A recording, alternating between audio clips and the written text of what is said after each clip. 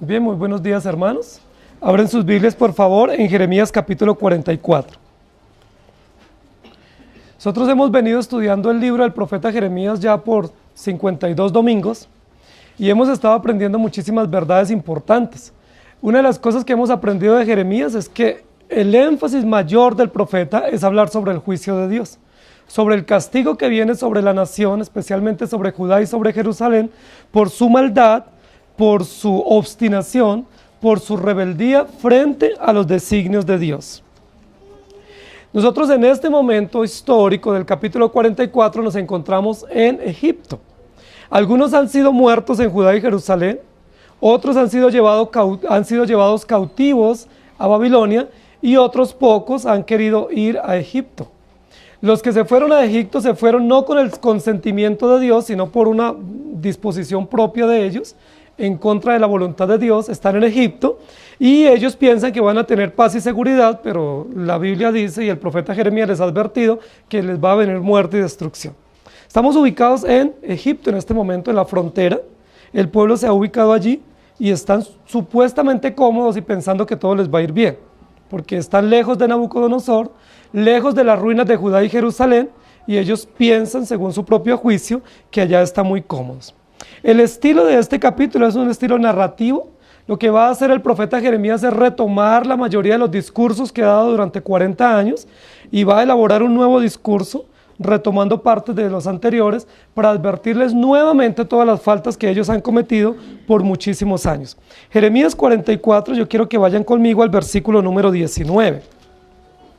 El versículo 19 dice: y cuando ofrecimos incienso a la reina del cielo y le derramamos libaciones, ¿acaso le hicimos nosotras tortas para tributarle culto y le derramamos libaciones sin consentimiento de nuestros maridos?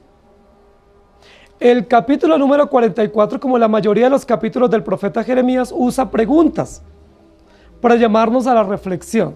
Y las preguntas en la escritura, pero de manera especial en el libro del profeta Jeremías, tienen un valor muy importante. Porque casi todas las preguntas que va a usar el profeta en su redacción son preguntas retóricas, es decir, preguntas que llaman a la reflexión, que llaman a la meditación y que es obligatorio que nosotros demos una respuesta. Y frente a esa respuesta nos lleva a cometer nuestros errores. La mayoría de las preguntas tienen una intencionalidad y es mostrar lo que hay en el corazón. Esas preguntas nos están indicando eso. Entonces hoy vamos a usar como base el versículo 19 para el estudio del capítulo 44, y el título que yo le he puesto a la predicación es ¿obramos sin consentimiento? Que es una pregunta sintetizada del versículo 19. ¿Obramos sin consentimiento? El pueblo de Israel ha estado obrando todo el tiempo y efectivamente ha obrado fuera de la voluntad de Dios. Y es una de las denuncias que el profeta Jeremías ha hecho y seguirá haciendo. El pueblo de Israel tiene una ley y no la ha obedecido. Tiene un ejemplo y no lo ha obedecido, tienen unos líderes y no han respetado la autoridad de sus líderes, y poco a poco todos, incluidos sus líderes, se han ido desviando de la voluntad de Dios. Están obrando mal, han obrado mal por muchos años, han obrado tan mal que en este momento el templo ha sido destruido como parte del juicio, han obrado tan mal que el sistema sacerdotal ha cesado y la monarquía también. Los símbolos de la ciudad, el templo, los muros han sido derribados. El pueblo ha obrado mal. Ha obrado mal en irse deliberadamente en contra de la voluntad de Dios para Egipto, pensando que en Egipto van a tener paz y seguridad. Han obrado tan mal, pero tan mal que les han venido muchísimas consecuencias. La pregunta que hacen estas mujeres aquí al profeta Jeremías es: ¿acaso hemos obrado sin consentimiento? Es decir, están justificando todas sus acciones anteriores y las acciones presentes en decir, no, nosotros tenemos quien nos ha avalado, o nosotros hemos tenido el acuerdo o el consentimiento de alguien, y lo que hacemos, lo hacemos porque alguien nos ha dado un espaldarazo y nos ha respaldado para que lo hagamos. Es interesante eso, porque eso nos recuerda evidentemente el capítulo número 3 de Génesis, cuando Dios le da una orden a Adán y Eva para que la cumplan, y ellos desobedecen y Dios viene a pedir cuentas, lo hace a través de preguntas, ¿recuerdan? ¿Qué has hecho? Esa fue la pregunta inicial. ¿Qué has hecho? Y luego Dios le dice, ¿has comido del árbol del que te dije que no comiese? ¿Y cuál fue la respuesta de Adán y Eva? Adán y Eva dice la mujer, Adán dice, la mujer que me diste, me indujo, o me provocó, o me permitió, o me invitó a hacer esto y yo lo hice. Y cuando Dios pide cuentas a Eva, ella ¿cómo responde? La serpiente me engañó. Ni Adán ni Eva aceptan que ellos son responsables de sus actos frente a Dios. Ninguno de ellos acepta que ellos por su propia cuenta y por su propia iniciativa optaron desobedecer rebeldemente ante Dios. Los dos se escudaron. Cualquiera de nosotros diría, bueno, quedé bien, presenté una buena excusa y quedé bien. Pero la pregunta es, ¿frente a Dios nuestras excusas tienen validez? ¿Nuestras justificaciones bien elaboradas frente a Dios tienen aceptación? Dios le dice luego a Adán, por cuanto obedeciste a la voz de tu mujer y no obedeciste a la voz o a la orden que yo te di, te van a venir estas y estas condiciones. Y luego Dios le dice a Eva también las consecuencias por su desobediencia. Nosotros estamos en un capítulo similar al capítulo 3 del Génesis. El pueblo rebeldemente obra, pero cuando se les pide cuentas, ellos se escudan en terceros, hábilmente justificando sus acciones pecaminosas y no aceptando su responsabilidad. Primeros 14 versículos vamos a leer para que nosotros podamos entender este tema. Entonces la pregunta no la vamos a olvidar. ¿Obramos sin consentimiento? ¿Cuál es la respuesta? Por supuesto que no habían obrado sin consentimiento. Habían tenido el consentimiento de alguien para pecar. Pero ¿de quién era el que ellas habían tenido el consentimiento? Versículo 19. Las mujeres que actuaban idolátricamente y ofrecían ofrendas a la Virgen o a la Reina del Cielo, en este caso que la llamaban, habían tenido un consentimiento, una aprobación. Y la aprobación que ellas habían recibido, bajo la cual se escudaban para poder seguir celebrando esta adoración, era el consentimiento de sus maridos. Yo les pregunto, ¿ese consentimiento es válido frente a Dios para esas acciones? ¿Es pertinente o es adecuado que las mujeres acepten o caminen bajo el consentimiento de sus esposos para obrar en contra de la voluntad moral de Dios? La respuesta es no. Y esa es la situación que se nos va a presentar aquí en el capítulo 44. Este es un capítulo muy interesante. Primero es un resumen de todas las consecuencias y de todos los discursos anteriores. Segundo, es un discurso donde se va el profeta Jeremías a dirigir a las mujeres. En 44 capítulos el profeta no se ha dirigido a las mujeres, siempre se ha dirigido a los hombres. Primeros 14 versículos dicen de la siguiente manera. Palabra que vino a Jeremías acerca de todos los judíos que moraban en la tierra de Egipto, que vivían en Migdol, en Tabnes, en Memphis y en tierra de Patros, diciendo, así ha dicho Jehová de los ejércitos, Dios de Israel, vosotros habéis visto todo el mal que traje sobre Jerusalén y sobre todas las ciudades de Judá, y he aquí que ellas están el día de hoy asoladas, no hay quien more en ellas, a causa de la maldad que ellos cometieron para enojarme, yendo a ofrecer incienso, honrando a dioses ajenos que ellos no habían conocido, ni vosotros ni vuestros padres, y envié a vosotros todos mis siervos, los profetas, desde temprano y sin cesar, para decirlos, no hagáis esta cosa abominable que yo aborrezco. Pero no oyeron ni inclinaron su oído para convertirse de su maldad, para dejar de ofrecer incienso a dioses ajenos. Se derramó por tanto mi ira y mi furor y se encendió en las ciudades de Judá y en las calles de Jerusalén, y fueron puestas en soledad y en destrucción como están hoy. Ahora pues así ha dicho Jehová de los ejércitos, Dios de Israel. ¿Por qué hacéis tan grande mal contra vosotros mismos para ser destruidos el hombre y la mujer, el muchacho y el niño de pecho de en medio de Judá, sin que os quede remanente alguno, haciéndome enojar con las obras de vuestras manos, ofreciendo incienso a dioses ajenos en la tierra de Egipto, a donde habéis entrado para vivir, de suerte que os acabéis y seáis por maldición y por oprobio de todas las naciones de la tierra? ¿Os habéis olvidado de las maldades de vuestros padres, de las maldades de los reyes de Judá, de las maldades de sus mujeres, de vuestras maldades y de las maldades de vuestras mujeres que hicieron en la tierra de Judá y en las calles de Jerusalén? ¿No se han humillado hasta el día de hoy, ni han tenido temor, ni han caminado en mi ley ni en mis estatutos, los cuales puse delante de vosotros y delante de vuestros padres? Por tanto, así ha dicho Jehová de los ejércitos, Dios de Israel. He aquí que yo vuelvo mi rostro contra vosotros para mal y para destruir a toda Judá.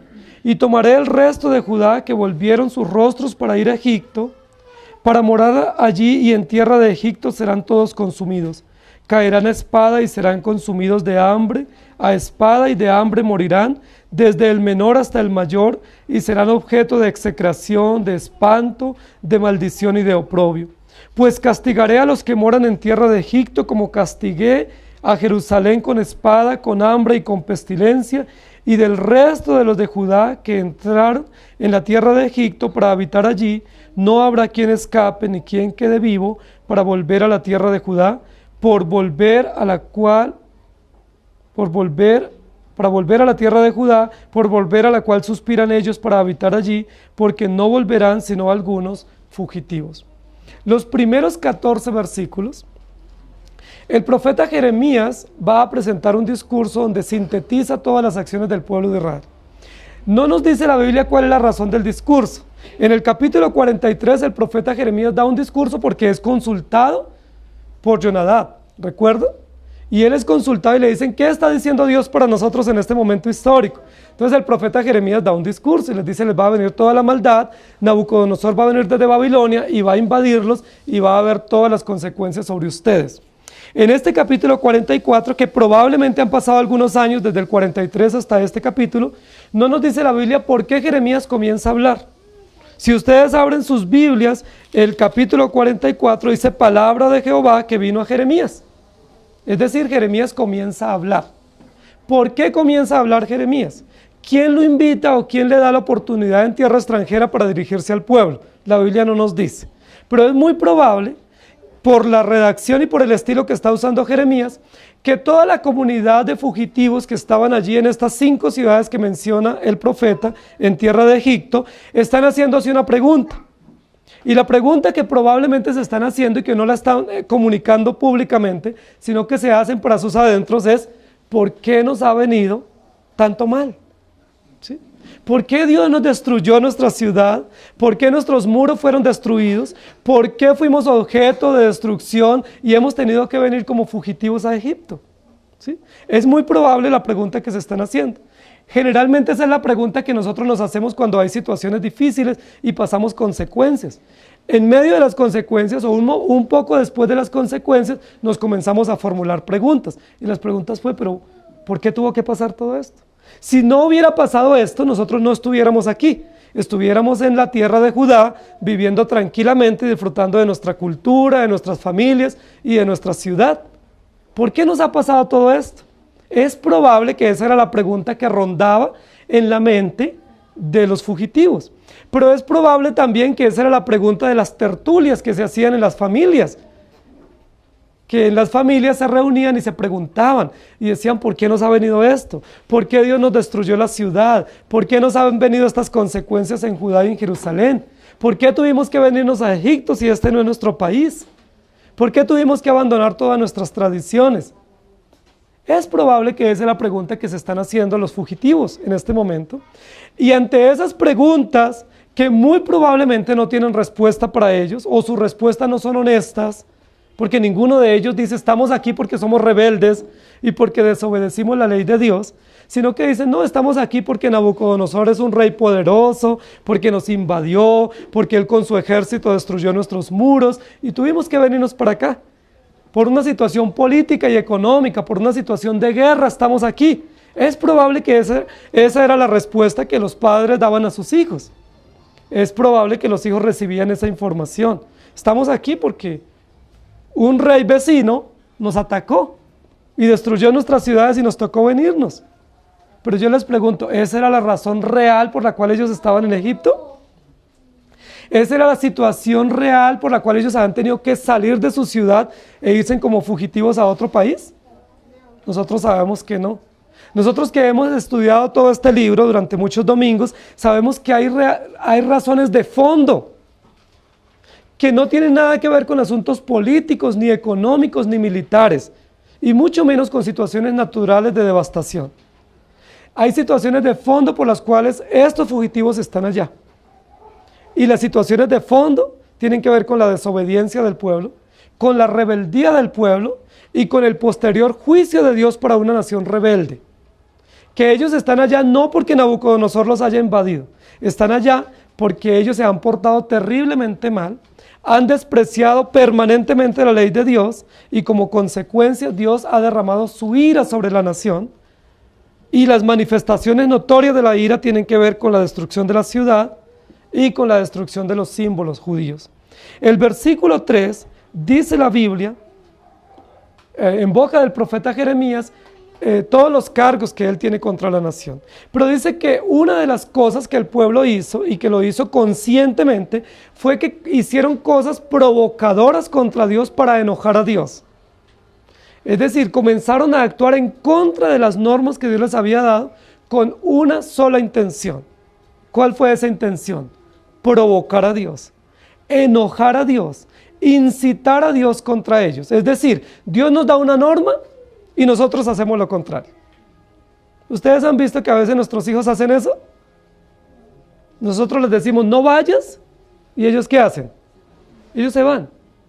¿Qué es lo que están haciendo ellos con esa orden o ese mandato que se les dio? Incitar a sus padres, o provocarlos, o despreciar la autoridad, decir lo que tú me dijiste no me interesa, no me importa, yo tengo algo mejor para hacer. Pero no pensemos en nuestros hijos, pensemos en nosotros. Cuando a nosotros nos dan una orden en el trabajo, o a veces órdenes que recibimos en la iglesia, ¿nosotros las obedecemos con facilidad? ¿O qué decimos? No, yo no voy a hacer eso. Yo prefiero hacer otra cosa. O eso que me acabaron de decir no me parece. Y cuando Dios nos da órdenes en su palabra, que son muchas las órdenes, que son imperativas, que son decisiones de la voluntad perfecta de Dios, nosotros decimos inmediatamente, sí, yo la voy a obedecer. ¿O qué hay en nuestro corazón cuando recibimos las órdenes? ¿Cuál es la lucha en nuestro corazón, en nuestra mente, en nuestra conciencia? ¿Es una lucha porque queremos obedecer o porque no queremos obedecer? Todos nosotros tenemos luchas en nuestra mente y en nuestro corazón porque frente a las órdenes de Dios, nosotros decimos, yo no quiero obedecer. Yo no estoy dispuesto a obedecer. A mí no me parece que esas consecuencias pueden venir. Entonces el profeta Jeremías, a partir del versículo 2, comienza a decirles por qué ellos están allá. Y no menciona situaciones políticas, ni económicas, ni militares. Les menciona situaciones morales, deliberadas que ellos han cometido contra Dios, y menciona el carácter de Dios. Es interesante que el versículo 2 comienza diciendo, así ha dicho Jehová de los ejércitos, Dios de Israel. Ese preámbulo para lo que Jeremías va a decir es muy importante. Primero, porque Jeremías no con facilidad ha usado esta expresión en todo su escrito. Muy pocas veces Jeremías ha usado la expresión Jehová de los ejércitos. Nosotros sabemos que cuando se usa esa expresión, generalmente alude a la guerra, a Dios que es el capitán del ejército, a un Dios guerrero, a un Dios que tiene que afrontar a su pueblo para hacer juicio y justicia. Cuando Jeremías en el versículo 2 dice, así ha dicho Jehová de los ejércitos, que es el Dios de Israel, esa sentencia inicial, donde pone a Dios en su sentencia para comenzar la descripción del pasaje, nos describe un Dios justo, un Dios airado, un Dios guerrero, que va a tomar cuenta del pueblo que rebeldemente ha obrado en contra de Dios y que por lo tanto todas las consecuencias que ellos están viviendo, las están viviendo porque Jehová de los ejércitos, Dios de Israel, las ha permitido. ¿Estamos de acuerdo? Eso es lo que va a comenzar a decir. Entonces dice, vosotros habéis visto todo el mal que yo traje sobre ustedes. Vosotros habéis visto todas las ciudades desoladas, toda la devastación, a causa de la maldad que ellos cometieron para enojarme, yendo a ofrecer incienso, honrando a dioses ajenos, adorando a dioses que no conocían ustedes, ni sus padres conocían.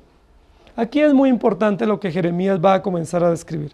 El primer cargo que Dios tiene contra el pueblo es un cargo que tiene que ver con la idolatría. Si ustedes recuerdan la ley moral de Dios, Éxodo 20, los dos primeros mandamientos tienen que ver con aspectos de la idolatría o de la adoración al único y verdadero Dios. No te harás imagen ni ninguna semejanza de lo que está arriba en el cielo ni abajo en la tierra. No te inclinarás a ellas ni las honrarás, porque yo soy Jehová, tu Dios fuerte y celoso que visito la maldad de los padres sobre los hijos hasta la tercera y cuarta generación, y hago justicia.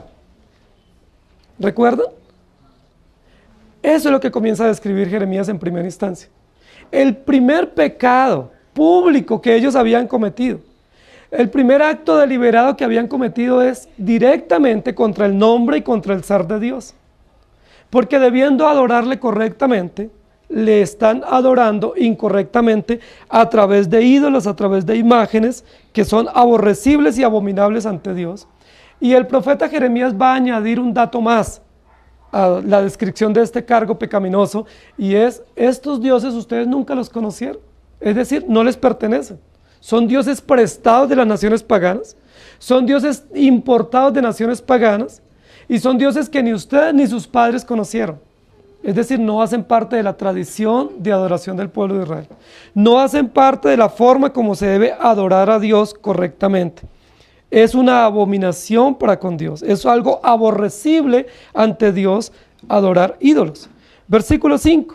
Pero ustedes no oyeron, ni inclinaron su oído para convertirse de su maldad y para dejar de ofrecer incienso a dioses paganos. El profeta Jeremías les va a recordar uno de los problemas que tiene el pueblo de Israel, y es el problema para oír. ¿Recuerdan? Que en muchísimas oportunidades en estos 44 capítulos hemos visto que el pueblo de Israel no sabe escuchar la voz de Dios, que debiendo escucharla no la escuchan ni la atienden. Ustedes no lo hacen, no atienden, no se convierten de su maldad y están ofreciendo incienso a dioses paganos.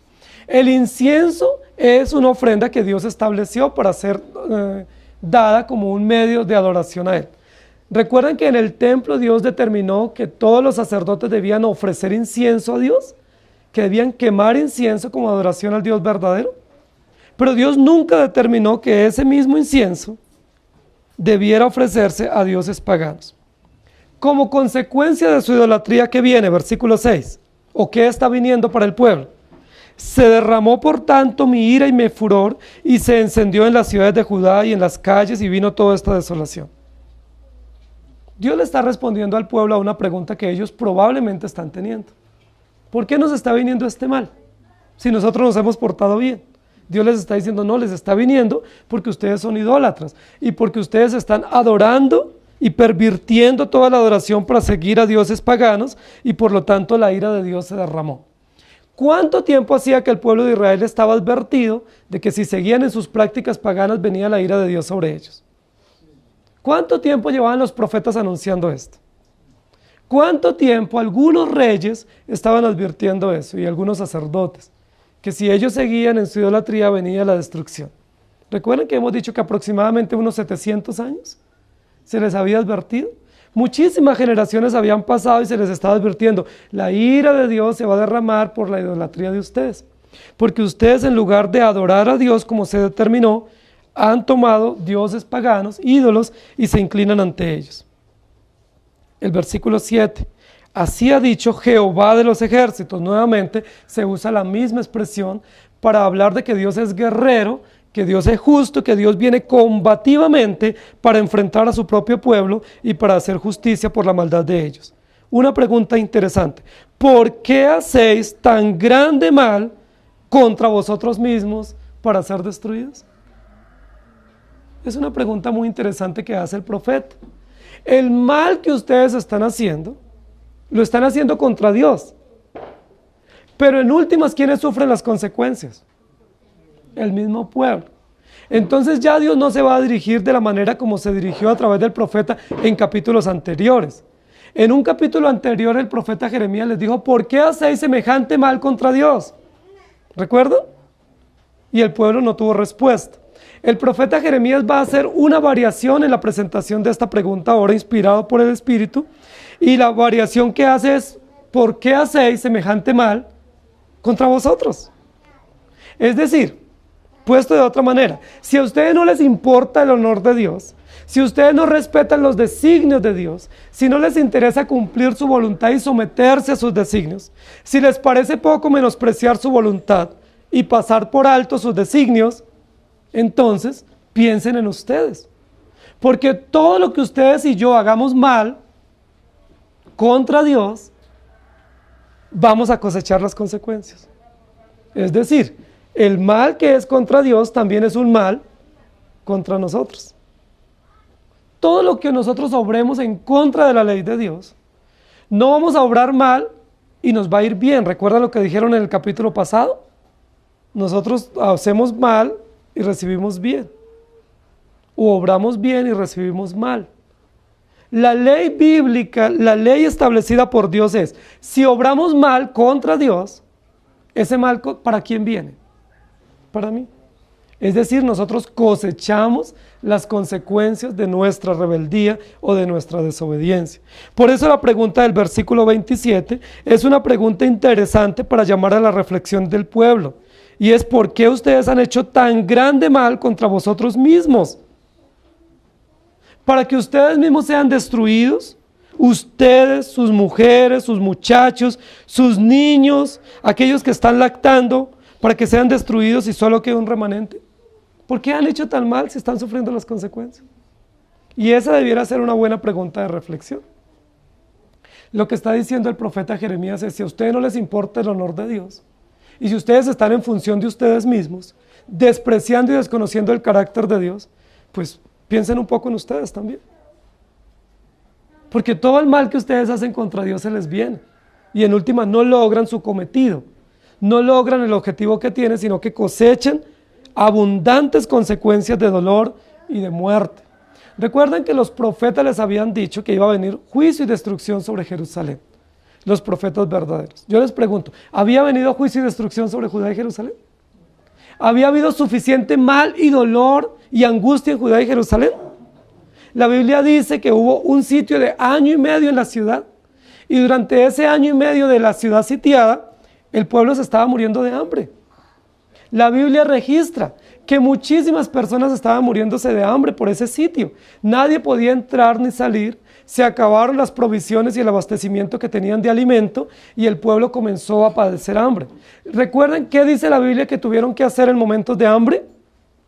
Que las mujeres tuvieron que comenzar a entregar sus propios hijos para ser comidos. Que las mujeres charlaban en la tarde y decían: bueno, ¿y mañana cuál nos comemos? ¿El tuyo o el mío? Y que se ponían de acuerdo y decían: hoy nos comemos el tuyo y mañana el mío. La Biblia dice que el pueblo tuvo que enfrentar semejante dolor. Situaciones de muchísima angustia, de canibalismo, situaciones metafóricas donde nos describe toda la angustia, el dolor y la miseria que el pueblo vivió. Y ahora se están preguntando: ¿por qué nos viene todo esto? El profeta les está respondiendo: porque ustedes pensaron hacer mal contra Dios para provocar a Dios, y ese mal que ustedes pensaron hacer contra Dios se les ha venido a ustedes mismos y ustedes están sufriendo las consecuencias. Versículo 8 nuevamente, como en el versículo 3, dice: todo eso ustedes lo hacen para hacerme enojar con las obras de vuestras manos, para provocarme a ira, para que yo los acabe y para volverse maldición y oprobio de todas las naciones. Queridos hermanos, la pregunta que el profeta está haciendo aquí es una pregunta que una persona inteligente la pudiera responder con facilidad.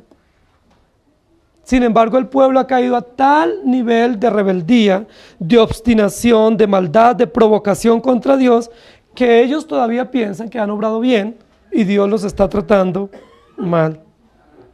Dios les responde y les dice: todo les ha venido y ustedes ahora se han convertido en oprobio de las naciones. El versículo número 9.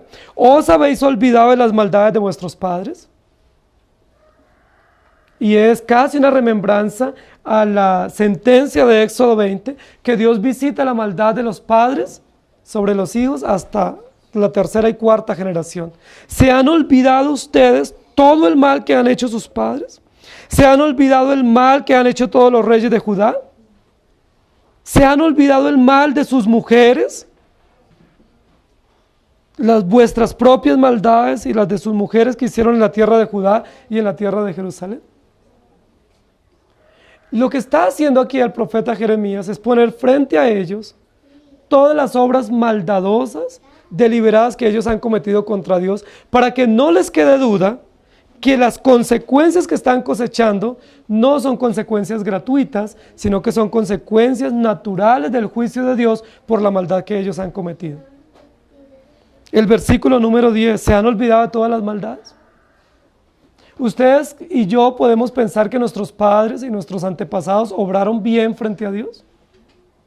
Nosotros podemos justificar a nuestros padres de todas sus acciones y decir, ellos obraron perfecto, ellos obraron divinamente frente a Dios.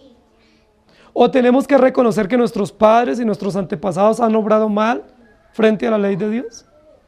El pueblo de Israel ha olvidado sus maldades. Y el profeta Jeremías intencionalmente comienza de más a menos o de lejos a cerca en su descripción de las maldades. Dice, ¿olvidaron las maldades de sus padres? Es decir, de sus antepasados, de Abraham, de Isaac y de Jacob. ¿Cuánto tiempo hacía que habían vivido ellos? Unos 1000 años, un poco más. Y luego se va acercando un poco el lente hacia ellos. Dice, ¿olvidaron las maldades de los reyes de Judá? Recientemente había terminado la dinastía. Hacía apenas unos pocos meses o años que se había terminado con el llevado en cautiverio de Sedequías. El pueblo todavía tenía en la retina la presencia de los reyes de Judá. Entonces él acerca un poco el lente y les dice, ¿ustedes olvidaron la maldad de todos los reyes de Judá? ¿Quiénes fueron los que llevaron todos esos ídolos al templo y a las calles de Jerusalén? ¿No fueron los reyes? Con la venia de los sacerdotes, que llevaron todos los ídolos paganos para ponerlos en el templo y adorarlos y ofrecerles incienso. El versículo 9 luego les dice, ¿olvidaron las maldades de sus mujeres? ¿A quién le gusta que le hablen de su esposa? Y que se hable mal. Jeremías está diciendo, ¿olvidaron ustedes, varones, las maldades que cometieron sus propias mujeres en Judá y en Jerusalén? ¿Ya las olvidaron? ¿Ya las pasaron por alto? Y ahí está poniéndose un poco pesado el discurso de Jeremías, porque está acercándose rápidamente al corazón de estos propios oyentes que están allí en el auditorio. Y luego continúa diciendo, y han olvidado sus propias maldades que ustedes mismos han hecho. Es una descripción de cargos o de hechos que el pueblo ha cometido frente a Dios, por los cuales les han venido las consecuencias. ¿Ustedes olvidaron toda la maldad que hicieron en las ciudades de Jerusalén y en las calles de Jerusalén? Lo que hace Jeremías aquí es poner en evidencia la maldad del pueblo y la razón por la cual están viniendo todas estas consecuencias. Primero, ellos han obrado muy mal. No solo ellos, sino todos sus antepasados históricamente han obrado mal, pero los que están en este momento histórico no son libres de pecado. Sus mujeres y ellos mismos como varones han obrado terriblemente mal en contra de Dios, y básicamente uno de sus pecados es la idolatría. Pero hay otros pecados que el profeta va a describir, y es la provocación, el enojo deliberado, provocar o incitar a la ira de Dios. Y por supuesto, lo que está diciendo aquí es, lo han logrado. El versículo 10, no se han humillado hasta el día de hoy, ni han tenido temor, ni han caminado en mi ley, ni en mis estatutos, los cuales puse delante de vosotros y delante de vuestros padres. ¿No les parece supremamente diciente, triste, frustrante que el pueblo de Israel a lo largo de la historia no hayan obedecido la ley de Dios? ¿Qué es lo que se esperaba que ellos hicieran desde el primer mensaje que recibieron?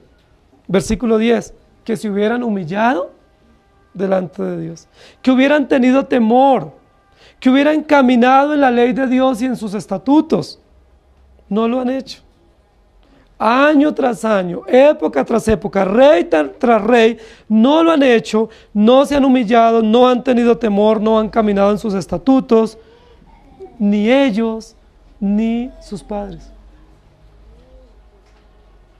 Y todavía tienen el valor de decir, ¿por qué nos pasa esto? Por tanto, versículo 11, usa nuevamente la expresión, así ha dicho Jehová de los ejércitos, Dios de Israel. Y esa sentencia es muy fuerte, porque nos habla de la ira de Dios y la justicia de Dios, del carácter punitivo de Dios para tomar venganza o para tomar juicio sobre la maldad del pueblo de Israel. No va a pasar por alto. Vuelvo mi rostro contra ustedes para hacerles mal y para destruir a todo Judá, y tomaré el resto de Judá y les traeré todas las consecuencias. Y luego el versículo 12 y versículo 14 les dice: y todos ustedes que vinieron de Judá y que pretendieron refugiarse en Egipto para encontrar paz, a ustedes les va a venir las mismas consecuencias. Todo lo que ustedes vieron que pasó en Judá y en Jerusalén, ustedes huyeron para que no le alcanzara esa maldad, también les va a alcanzar esa maldad, porque ustedes obran sin consentimiento. No sé si ustedes recuerdan, pero en 2 capítulos anteriores, el pueblo de Israel se dirige al profeta Jeremías, los que quedaron vivos, y se dirigen a Jeremías y le dicen: Jeremías, dinos qué vale la voluntad de Dios, que estamos dispuestos a obedecerla. ¿Recuerdan? No nos importa si es bueno o malo, nos vamos a obedecer lo que Dios nos diga. Cuando Jeremías les dice: la voluntad de Dios es que no vayan a Egipto, sino que se queden en Judá y en Jerusalén, ¿recuerdan qué dijo el pueblo? Bueno, estábamos dispuestos a obedecer solo si pensábamos que era de acuerdo a lo que queríamos.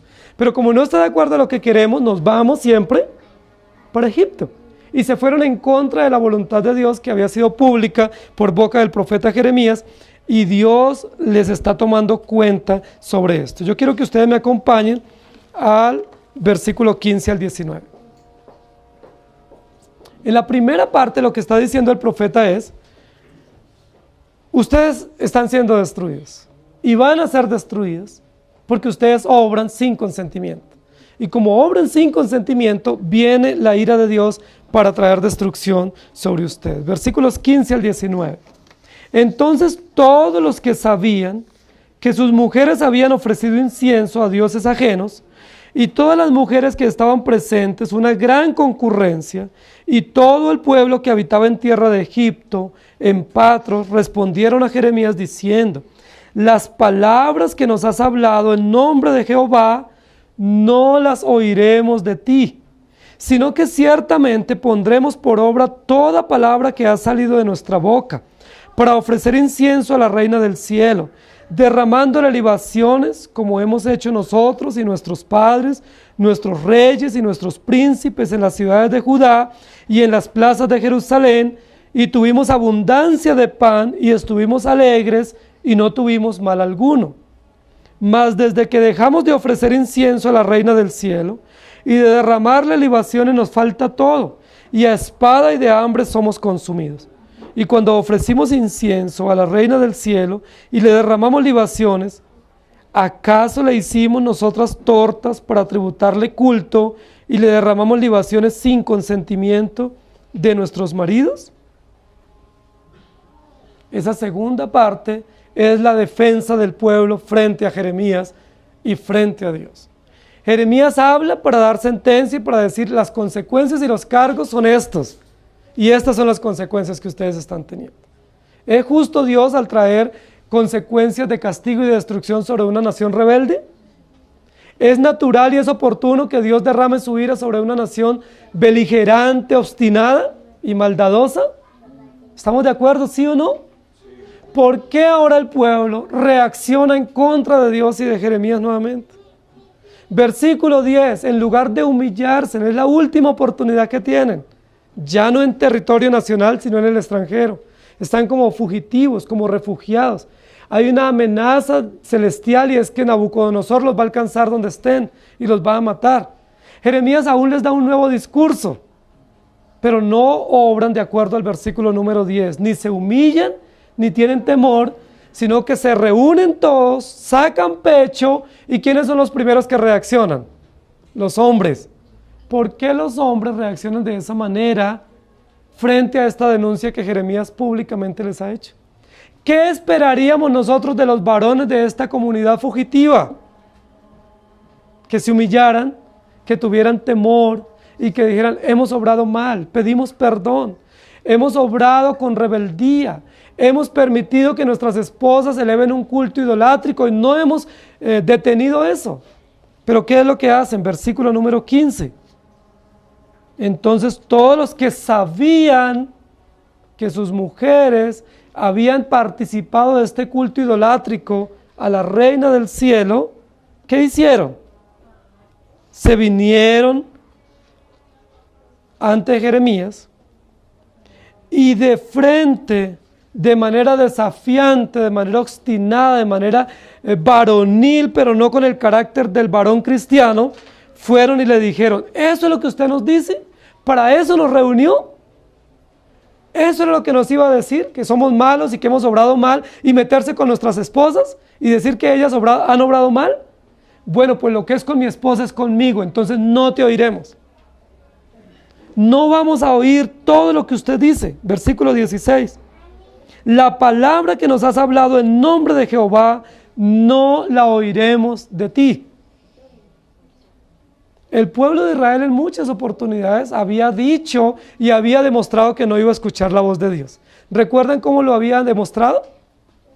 Tapándose los oídos, alejándose de Jeremías y no escuchando, rompiendo los escritos que Jeremías hacía, burlándose de Jeremías, yéndose en contra y separándose de él o haciendo lo que se fuera a los campos y no viviera en la ciudad. De esa manera dice la Biblia que ellos no escuchaban la voz de Dios. Se les hablaba y no escuchaban, pero nunca en 40 años de labor profética de Jeremías, los varones se habían reunido para hacer un desafío tan evidente y tan claro, tan contundente ante Dios mismo. Todos los hombres se reúnen y dicen en estas palabras: todo lo que tú nos has hablado de parte de Dios, no lo oiremos de ti. ¿Esa es la actitud de un varón cristiano? ¿De un varón que está frente al juicio de Dios? ¿De un varón que entiende que se ha ofendido el honor de Dios y que hemos actuado con rebeldía? Si un varón cristiano se le advierte de su pecado o se le advierte de que su esposa está en pecado, ¿cuál debe ser la actitud de ese varón? ¿Desafiar al que le dijo? El versículo número 17 dice: ciertamente pondremos por obra la palabra que ha salido de nuestra boca. Es decir, la palabra que viene de Dios no la oiremos. ¿Y cuál palabra van a oír? Vamos a obedecer no tu palabra, sino nuestra palabra. Ahora yo les pregunto, ¿eso era nuevo de parte del pueblo? ¿Solo a partir de ahora ellos van a determinar obedecer su propia palabra? ¿O desde cuándo ellos hacen su propia voluntad? Siempre el pueblo está haciendo su propia voluntad. Dios está dando su ley y ellos van en contravía. Dios da las consecuencias de la rebeldía y ellos obran deliberadamente. Pero ahora de manera categórica y pública, oficial, ellos se comprometen con su propia palabra. Ahora, ¿cuál es su palabra? ¿Cuál es la palabra del pecador, la cual él va a obedecer? ¿Cuál es la palabra que nuestro corazón le gusta oír, que nace de nuestra propia concupiscencia? ¿Recuerdan cuál es la palabra que a ellos les gustaba escuchar en Judá y en Jerusalén? Paz, paz, bienestar. Si Jeremías predicaba de juicio, decían: no, eso no es cierto, y se tapaban los oídos. Jeremías decía juicio y destrucción, y ellos decían: no te oiremos. Y concurrían ante los profetas falsos y les escuchaban porque ellos decían: paz, paz. Esa es la razón por la cual están en Egipto, en búsqueda de su propia paz, promoviendo su propio bienestar, su propia comodidad. No te oiremos, no obedeceremos tu palabra, sino que obedeceremos nuestra propia palabra. Queridos hermanos, si un hijo nos responde así, nosotros como padres, ¿cómo nos sentimos?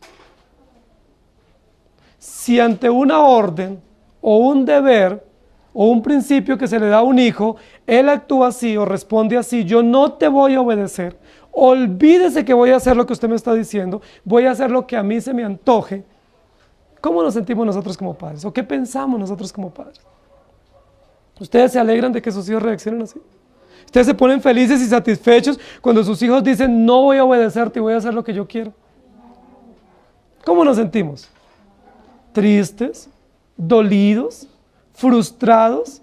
¿Despreciados? Pero si pensamos que ese desprecio es para Dios, ¿cómo nos sentimos?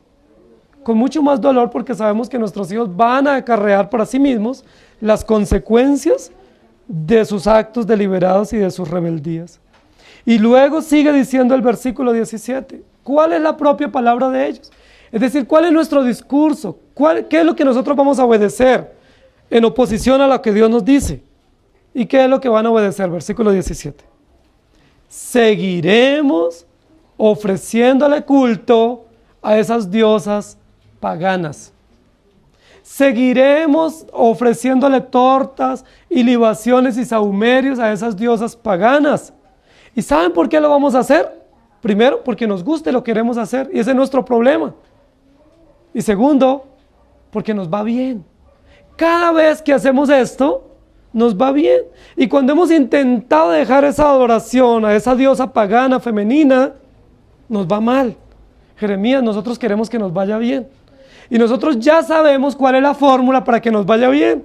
La fórmula es continuar ofreciéndole culto a esa diosa pagana. La diosa pagana del momento, que se llamaba la reina del cielo, era considerada como la diosa de la fertilidad o la diosa de la prosperidad, era la diosa del placer y del sexo, era la diosa del beneficio para la familia. Es decir, si la adoramos a ella, ella está comprometida con proteger nuestra familia, con darnos bienestar, darnos estabilidad, placer y hacernos prósperos. ¿Y no era eso lo que quería el pueblo de Israel?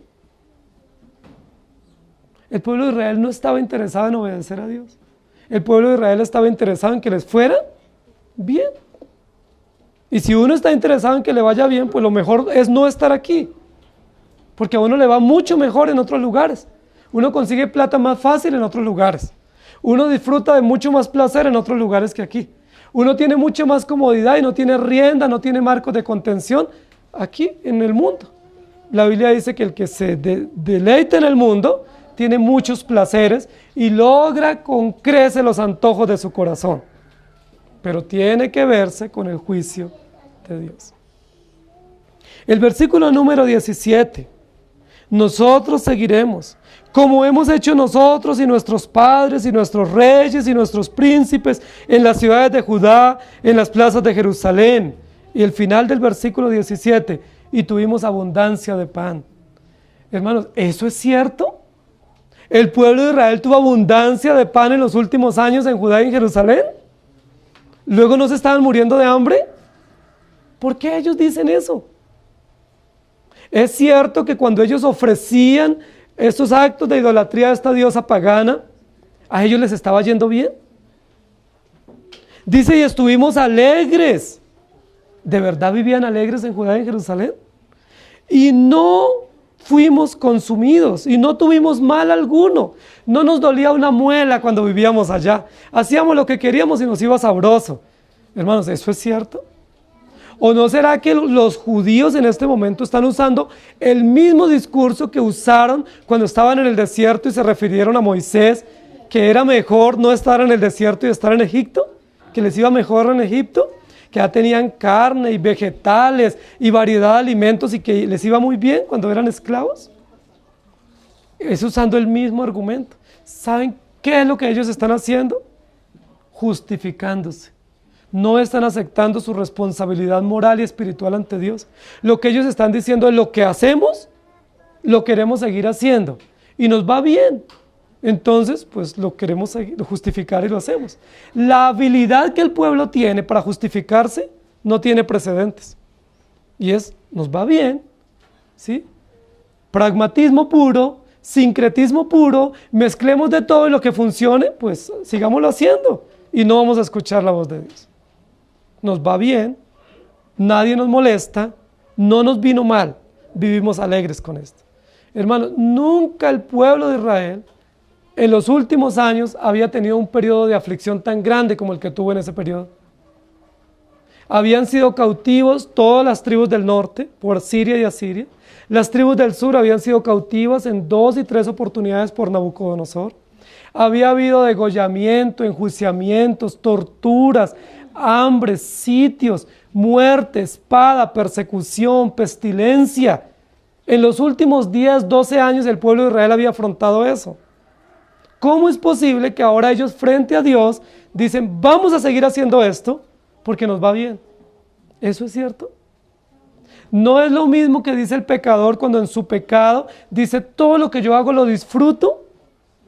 Muchos de ustedes vivieron vidas en el mundo antes de conocer el Evangelio y ustedes saben a ciencia cierta que todo lo que decían que disfrutaban, en realidad no disfrutaban. Eran esclavos de su pecado, que tenían placeres temporales, placeres efímeros, muy momentáneos, pero que de verdad nunca ustedes disfrutaron lo que hacían. Si ustedes disfrutaron a largo plazo eso, pues no estarían acá. Si ustedes realmente hubieran vivido alegres y sin ninguna maldad y dolor, ni aflicción como vivían en el mundo, pues están en el lugar equivocado. Pero la verdad es que no disfrutaban. Eran esclavos del pecado, vivían en la maldad, en la aflicción, en dolor, en angustia, en opresión, y por eso Dios tuvo misericordia y les trajo al Evangelio. Versículo 18. Mas desde que dejamos de ofrecer incienso a la Reina del Cielo y de derramarle libaciones, nos falta todo, y espada y de hambre somos consumidos. La prevaricación del pueblo es grande. Han cambiado la adoración verdadera y la han sustituido por una adoración falsa y justifican los beneficios. Es decir, ¿arrepentirnos? ¿De qué? ¿Humillarnos? ¿Pero de qué? Si no hemos obrado mal. Hemos obrado es bien, Jeremías. Y todo el bienestar que tenemos aquí en Egipto es producto de nuestra adoración idolátrica. Todo eso es una trama, es una argucia del pueblo para no aceptar que han obrado mal, para no someterse al juicio de Dios y para no arrepentirse. ¿Quiénes reaccionaron en esta segunda parte? Los varones, en defensa de sus prácticas idolátricas y en defensa de sus mujeres. ¡Qué valientes hombres! ¿Qué dice una mujer cuando tiene un varón que la defiende y que saca la cara por ella? ¿Qué dice? Ese es mi esposo.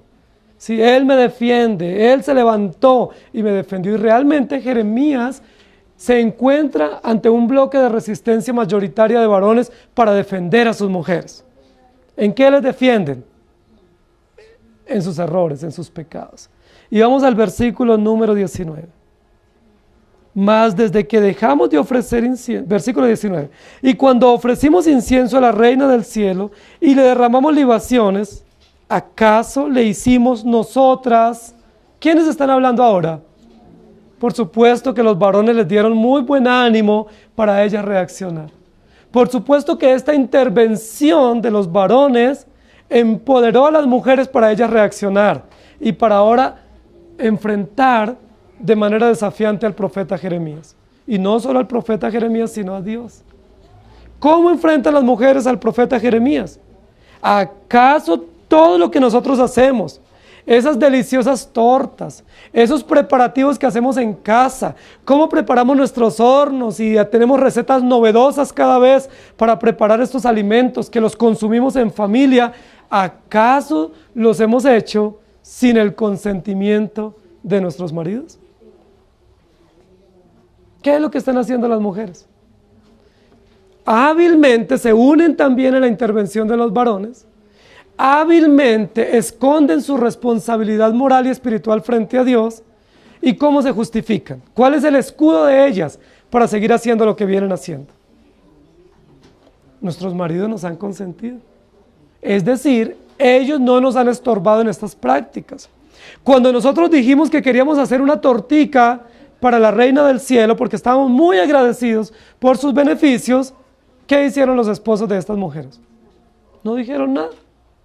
Me imagino que ellos dijeron, pero a mí me gusta de chocolate, ¿sí? Y el otro dijo, bueno, pero ponle canelita suficiente para que tenga un buen sabor. Ellos no nos estorbaron. Hermanos, ¿esto era cierto o era mentira? Esto era cierto. Las mujeres estaban hablando con verdad. Las mujeres fueron más honestas en esta intervención que los varones.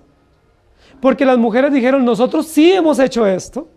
Nosotros sí hemos obrado mal, pero lo hemos hecho con la venia, con el silencio cómplice o pasivo de nuestros maridos que nunca nos dijeron nada.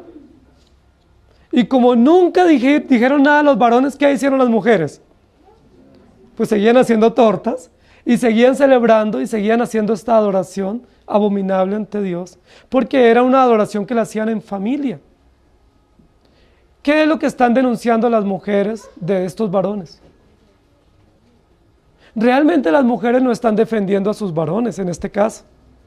Y esa es una actitud interesante de las mujeres. Las mujeres generalmente obran en contra del esposo y de la ley de Dios, y cuando se les toman cuenta, ¿a quién denuncian? Al esposo. Ah, pero es que usted no me dijo. Ah, pero es que usted no me defendió. Ustedes mujeres saben cómo reaccionan cuando están puestas en evidencia.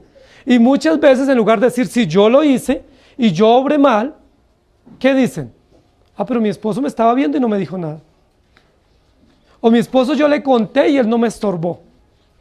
Lo que están haciendo aquí estas mujeres es denunciando nuevamente a los esposos. ¿Y de qué les denuncian?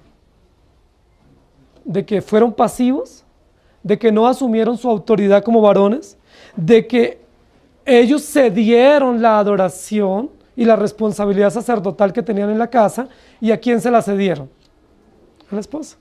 Porque ¿sabe quiénes eran las líderes de este culto idolátrico? Las mujeres. Las mujeres no solo eran las que hacían las tortas. ¿Qué dice aquí el capítulo? ¿Quiénes eran las que derramaban las libaciones? ¿Quiénes eran las que convocaban a la familia? Es decir, ¿quiénes eran las líderes espirituales del hogar? ¿Qué dice el texto? Las mujeres. Dios delegó la responsabilidad espiritual y moral y sacerdotal de los hogares en cabeza del esposo. La esposa es ayuda idónea, compañera permanente en el plan de Dios para contribuir a la espiritualidad de la familia. Pero ¿quién tiene la responsabilidad sacerdotal o espiritual en el hogar? ¿Por qué estos hombres le habían cedido el lugar a su esposa? ¿Y qué dicen ellas? Ellos saben y no nos han estorbado. Es decir, nos han permitido. Nosotros lo hemos hecho con la venia de ellos. Ellos nos han permitido, nosotros lo hemos hecho porque ellos nos han consentido. Ahora, esa palabra consentimiento es importante en nuestro idioma porque no solo implica permiso. ¿Sí? Tengo el consentimiento, es decir, tengo el permiso, tengo la libertad, tengo la vía libre para hacerlo, sino, ¿qué significa más en nuestro idioma? Consentir.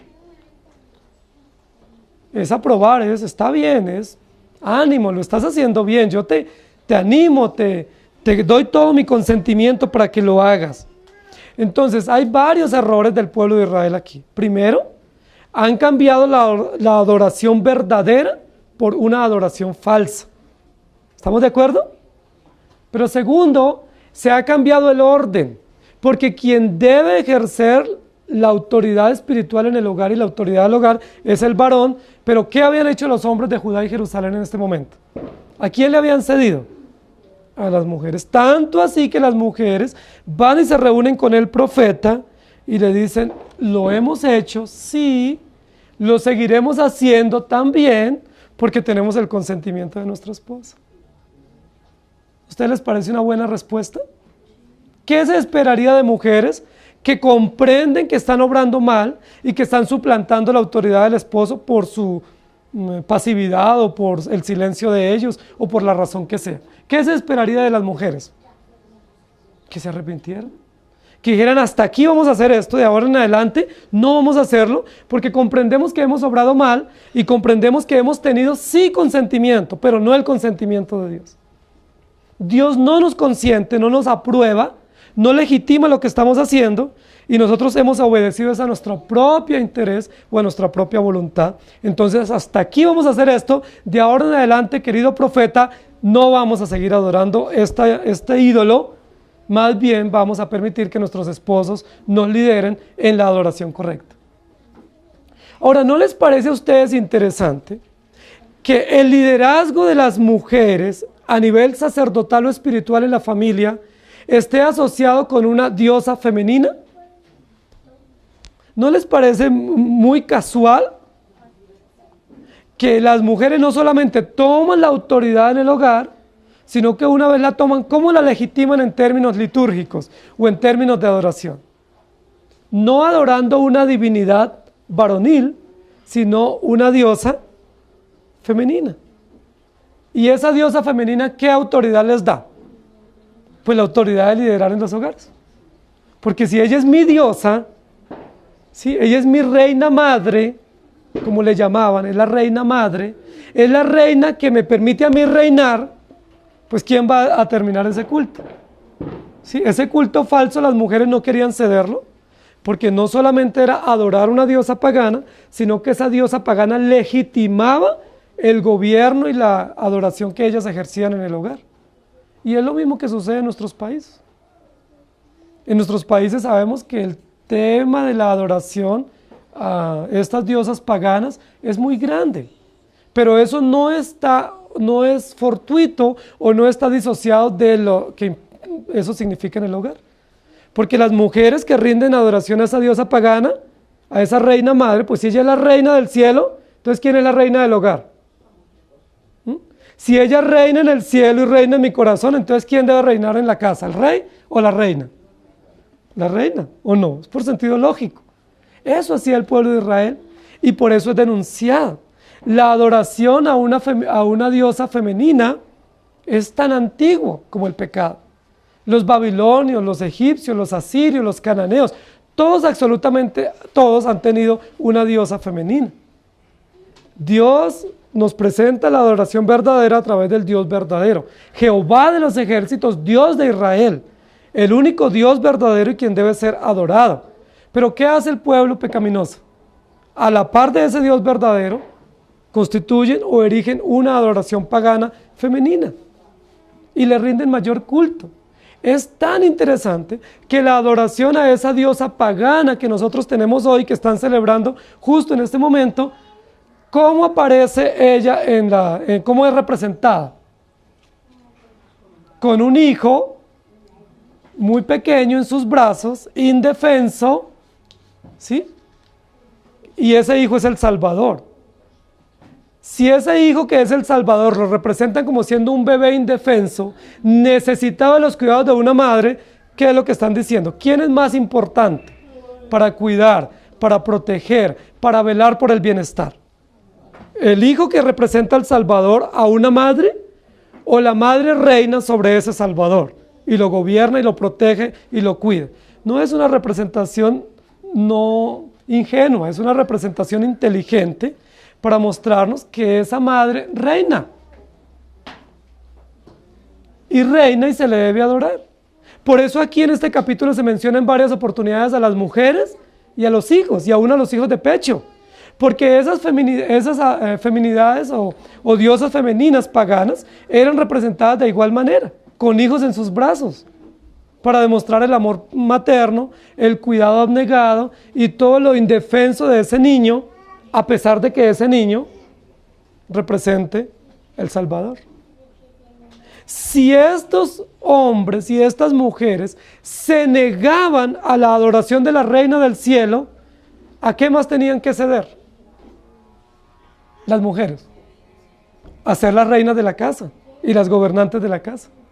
Si estos hombres aceptaban la voz del profeta Jeremías, que implicaba adorar al Dios verdadero, ¿qué más les implicaba a estos varones? Asumir su autoridad como varones, frente a Dios, pero frente al hogar, gobernar a estas mujeres y gobernar sus hijos y gobernar su casa de la manera correcta. Ellos dicen, nosotros obramos con consentimiento. Por supuesto que tenían el consentimiento, pero tenían el consentimiento de aquellos que les consentían en sus mismos errores. Ellos no buscaron el consentimiento de Dios. Y es lo que a nosotros nos pasa muchas veces. Ah, no, yo hice esto porque es que Julano de tal me dijo que estaba bien. Es decir, él es responsable de lo que yo hice. Y la pregunta es, ¿y ese Julano de tal le dio el consejo correcto? ¿O está obrando de acuerdo a la ley de Dios? ¿O él está consintiéndome a mí para que sigamos en un error? ¿O él está en un error peor y por lo tanto me da un consejo que me consiente mi error? ¿Por qué los hombres consintieron con estas mujeres? Porque ellos estaban equivocados también. Entonces no tenían la autoridad moral, no tenían la autoridad espiritual para decirles, querida esposa o amada esposa, esto no se hace y no lo vamos a permitir. Porque está en contra de Dios y en contra del rol natural que Dios estableció. Y vamos a los versículos 20 al 30, que dicen así. Y habló Jeremías a todo el pueblo, a los hombres y a las mujeres y a todo el pueblo que le había respondido esto, diciendo, ¿No os ha acordado Jehová y no ha venido a su memoria el incienso que ofrecisteis en las ciudades de Judá y en las calles de Jerusalén, vosotros y vuestros padres y vuestros reyes y vuestros príncipes y el pueblo de la tierra? Y no pudo sufrirlo más Jehová a causa de la maldad de vuestras obras, a causa de las abominaciones que habíais hecho. Por tanto vuestra tierra fue puesta en asolamiento, en espanto y en maldición, hasta quedar sin morador como está hoy. Porque ofrecisteis incienso y pecasteis contra Jehová, y no obedecisteis a la voz de Jehová, ni anduvisteis en la ley, ni en sus estatutos, ni en sus testimonios. Por tanto ha venido sobre vosotros este mal como hasta hoy. Y dijo Jeremías a todo el pueblo y a todas las mujeres: oíd palabra de Jehová, todos los de Judá que estáis en la tierra de Egipto. Así ha hablado Jehová de los ejércitos, Dios de Israel, diciendo: vosotros y vuestras mujeres hablasteis con vuestras bocas y con vuestras manos lo ejecutasteis, diciendo: cumpliremos efectivamente nuestros votos que hicimos de ofrecer incienso a la reina del cielo y derramarle libaciones. Confirmaréis a la verdad vuestros votos y ponéis vuestros votos por obra. Por tanto, oíd palabra de Jehová todo Judá que habitáis en tierra de Egipto. He aquí he jurado por mi gran nombre, dice Jehová, que mi nombre no será invocado más en la tierra de Egipto por boca de ningún hombre de Judá, diciendo: vive Jehová el Señor.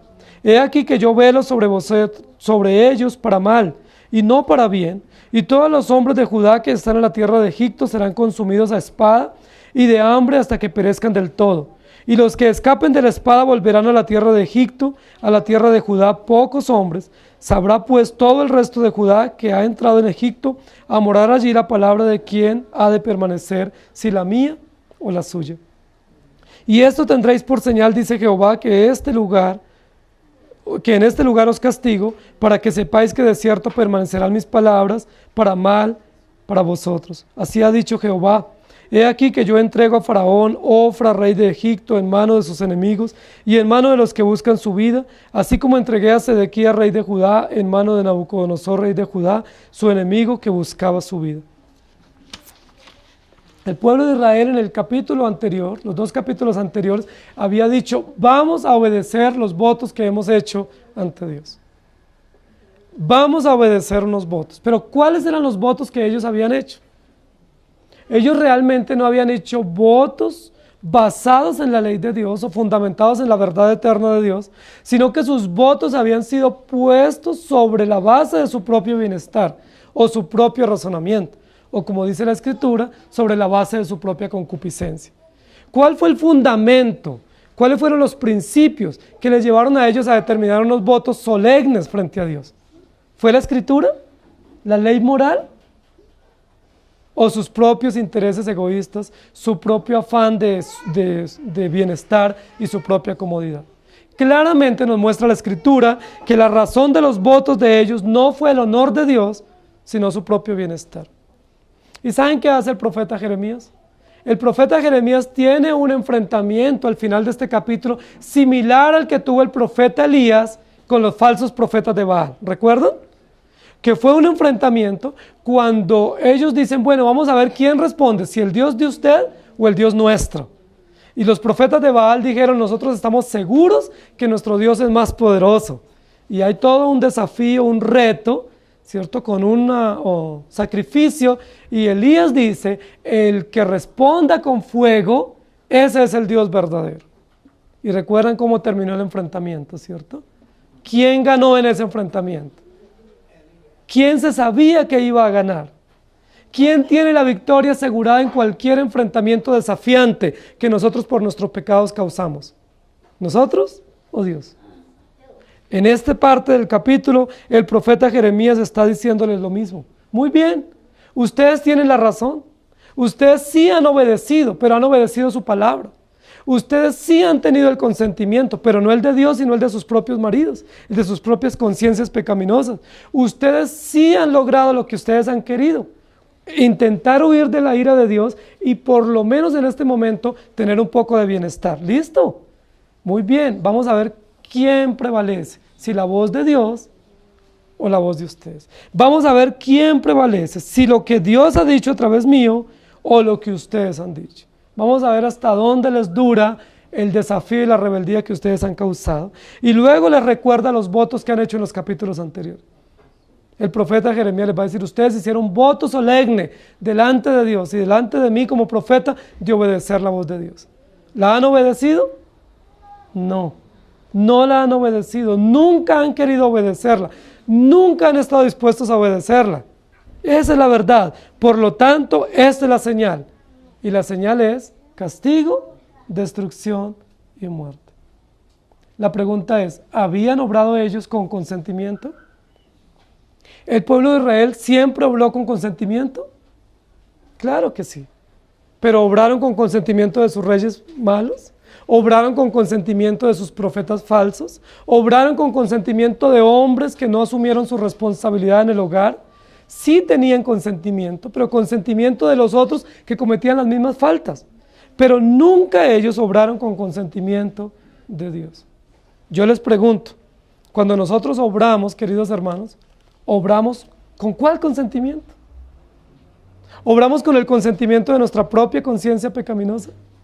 ¿Obramos con el consentimiento de alguien que nos va a decir lo que queremos escuchar? ¿O obramos con el consentimiento de la palabra de Dios? Vamos a la palabra de Dios y decimos, ¿qué dice la palabra? Si esto dice, no me consiente en este sentido, no lo voy a hacer, me arrepiento de mi pecado. ¿Es así como actuamos? Actuamos según se esperaba del pueblo en el versículo número 10, humillándonos delante de Dios, teniendo temor y temblor delante de Él, caminando en su ley y en sus estatutos. O vamos y le preguntamos a otro más pecador que nosotros y nos da el consejo que queremos escuchar. ¿Qué consentimiento tenemos? ¿Consentimos en nuestros pecados y en el pecado de otros? ¿O los denunciamos y denunciamos los nuestros y nos arrepentimos frente a Dios? Que usted pueda decir delante de Dios, yo obro con consentimiento, pero con el consentimiento de la palabra inmutable de Dios, con el consentimiento de la ley moral y perfecta de Dios, y no con mi propio consentimiento o con el consentimiento de otro que en su concupiscencia me permite hacer o me consiente hacer mi propia maldad. Inclinen su rostro, por favor. Amado Señor, gracias te damos, porque tu palabra una vez más nos muestra lo pecadores que somos. Y tu palabra una vez más nos lleva a comprender que nuestra única esperanza, nuestra única razón de ser está únicamente en Jesucristo. Tu palabra nuevamente nos muestra que cuando pecamos deliberadamente, tenemos que asumir las responsabilidades que justamente tú envías y tú permites para nosotros por nuestra maldad. Tu palabra nos muestra que cuando estamos bajo el juicio, bajo el trato tuyo por diferentes razones en las que obramos mal, no debemos tener la osadía de preguntarte o de preguntarnos por qué nos está yendo así, sino que debemos agachar nuestra cabeza, doblegar nuestro corazón y decir, es justo lo que tú estás permitiendo porque hemos obrado mal. Arrepentirnos de nuestra maldad y asumir nuestro lugar frente a ti. Tu palabra nos muestra en este capítulo que hay pecados familiares que consentimos y abrazamos y los cuidamos hábilmente como familia. Este pecado de la idolatría, de la suplantación de la autoridad, de la debilidad en la autoridad, era un pecado consentido por las familias judías. Tanto los hombres como las mujeres, como sus hijos, se amparaban en este mismo pecado. No eran pecados individuales, eran pecados familiares, consentidos por la familia, que supuestamente les habían traído bienestar.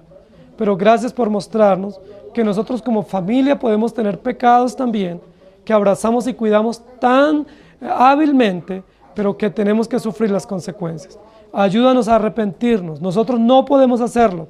Ayúdanos a entender nuestros errores, a comprender que solo en ti hay esperanza y a asumir la posición nuestra frente a ti. Te suplicamos todo esto en Cristo Jesús. Amén. Que el Señor les bendiga, hermanos.